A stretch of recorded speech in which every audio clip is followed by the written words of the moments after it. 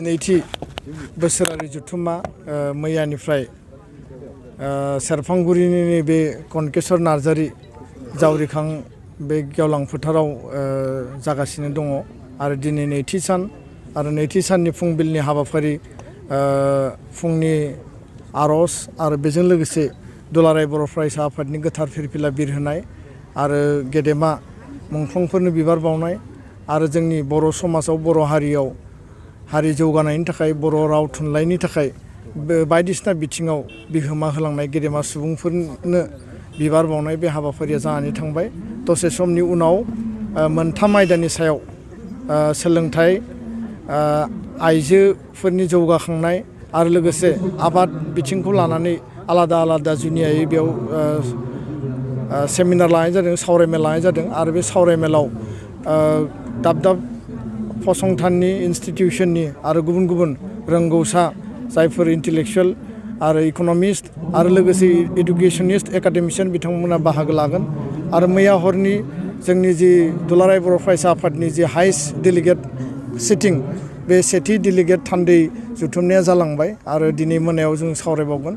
दा बे गासैबो जुथुमानि गेजेरजों दुलाराय बर' फरायसा आफादा दिनै जोङो नायदों जे बर' हारिनि गासैबो जि जेंना जेंसि दङ, बर' हारिया गेरेमसा माहारि जानांगौ, बर' हारिखौ जोङो बिश्व दरबाराव प्रतिष्ठा खालामनो थाखाय जोंनि हारिनि सिनायथि, जोंनि अस्तित्व, जोंनि थामोन्था, जोंनि हा हुनि रैखाथि, हारिनि जिफोर जोंनि जेंना जेंसि दङ बे गासैबो जेंना जेंसिखौ सर्ट आउट खालामनानै फैबाय थानाय समाव दुलाराय बर' फरायसा आफादा मोनफ्रोमबो जेंनाखौ नायबिजिरनानै जों बोरैहाय सरकारनि खाथियाव जोङो नारसिननानै सरकारखौ जों बाध्य खालामनानै जोंनि जेंना जेंसिखौ सुस्रांनो हायो।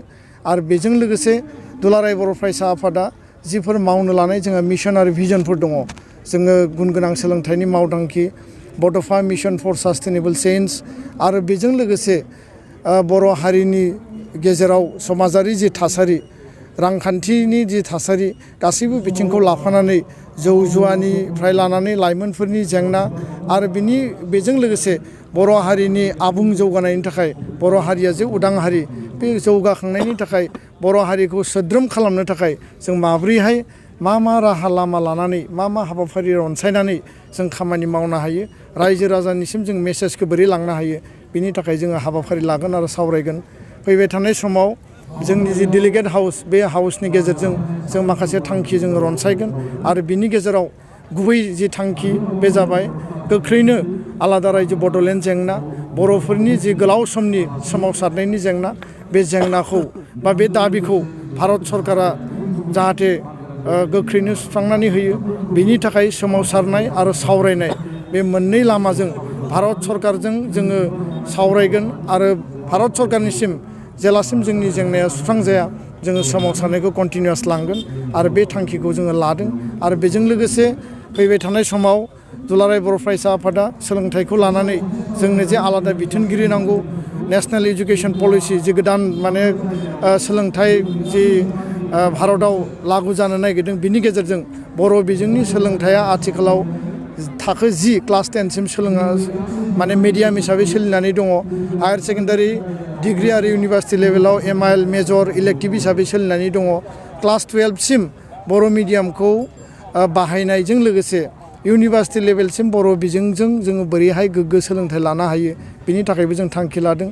जोंनि फरायसालिफ्राव फोरोंगिरि गैया, थोजासे लेखा गैया। दिनै 2020नि गोदान सेसना जागायसिगोन, दासिमबो थोजासे लेखा फैयाखै। जों खोनादों 20-30% लेखाफ्रा फैदों। एसामिस मिडियामनि बिजाबा 80% फैबाय आरो बेखौ लानानै जोङो जेब्लासिम बर' बिजोंनि बिजाबफोरा जोंनि फरायसालियाव सफैया थोजासे 100% होमब्लासिम बर' डमिनेटेड एरिया आरो BTC ओनसोलाव बा आसामनि गुबुन गुबुन दाब दाब जायगायाव जोङो बर'जों लोगोसे गुबुन गुबुन मिडियामनि जि बिजाब बेखौ जोङो राननो होआ। जेब्लासिम बर' बिजोङा 100% सफैगोन अब्लासो जोङो एसामिस मिडियामनि बिजाबखौबो राननो होगोन। बे थांखिखौ जोङो लानानै दोनदों आरो बेजों लोगोसेनो बर' हारिनि आबुं जौगानायजों लोगोसे बर' हारियाव जे हाथियार लानानै सोमावसारनाय दिनै सिजफायाराव दङ।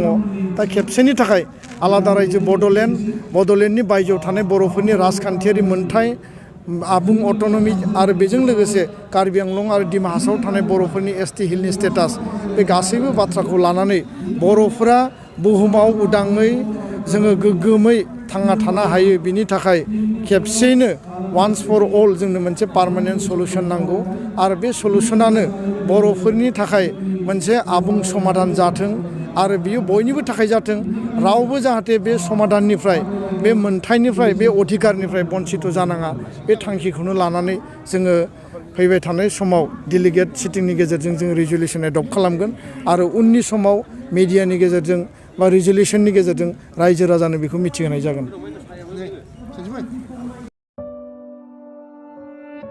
खुलुमबाय।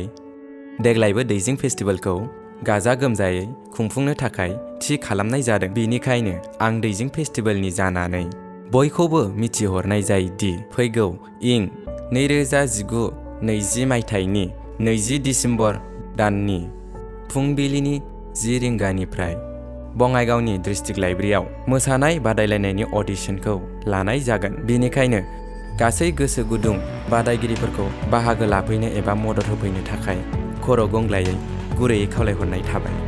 गोजोन्थों।